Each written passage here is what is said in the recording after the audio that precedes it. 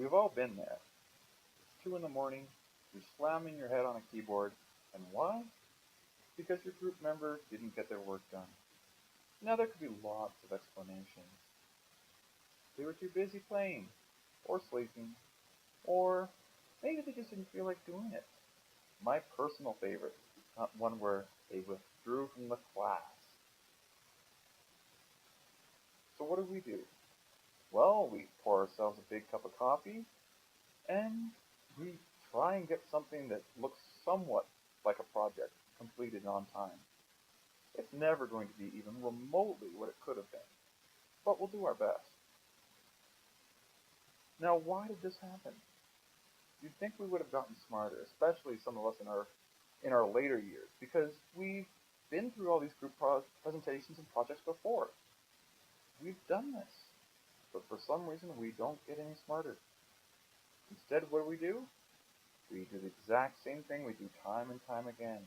We assign tasks to specific group members, hoping that they'll get their work done, and then when they don't, we panic. And rinse, wash, repeat, there we are in front of our keyboard at 2 in the morning, large cup of coffee in hand. What could we do to change this? Well, there's a couple of options. One is, instead of just randomly assigning the tasks out to people, we could assign them out to people based on the skills that they have. Now, this could work, but if you don't know the members that are in your group, how will you know what skills they have? So maybe that's not going to be the best one. You could assign it based upon people's majors. So if somebody's a marketing major, you'd want to give them the marketing portion. But just because somebody's a marketing major doesn't mean they're good at marketing. It just means that that's what they've decided to do. And if you don't know who they are, that still is going to be kind of a toss to see in, heads, tails, who knows. The other option though, and this is one that could actually have some merit to it, is instead of assigning a task to each group member one at a time, instead you assign a task out to 2 group members. Both of them have been assigned to the same task. That way, they hold each other accountable. It's not just the group leader then having to panic over every single task on the project, but no, now we have 2 people per task that have a responsibility. And yes, everybody in the team will end up having 2 things they need to do, but there's a very good chance that you will not be doing those 2 o'clock in the morning panics trying to type out something decent. The reason why this could work is because group members will feel like they are accountable to someone.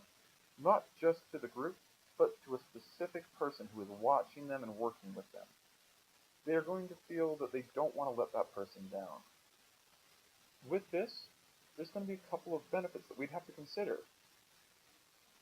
Less stress, a more positive work environment for everyone. This is what we've been working for. That's what the point of this is. We're not doing these group projects because the school thinks that we'll learn something from it and that we'll become out better people.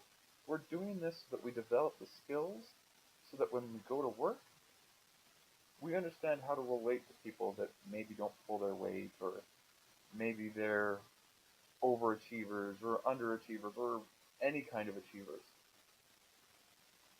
The reason we do this is so that it won't happen again.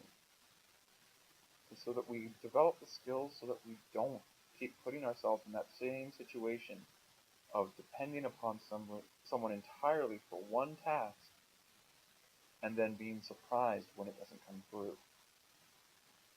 If we can work together as a group and actually have multiple people working on every single aspect of a project, we're going to be more productive.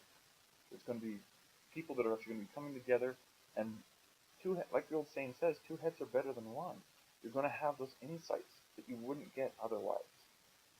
You're going to have a higher probability of success, as each person is now being evaluated by each other. This is crucial. If we can do Created using Powtoon.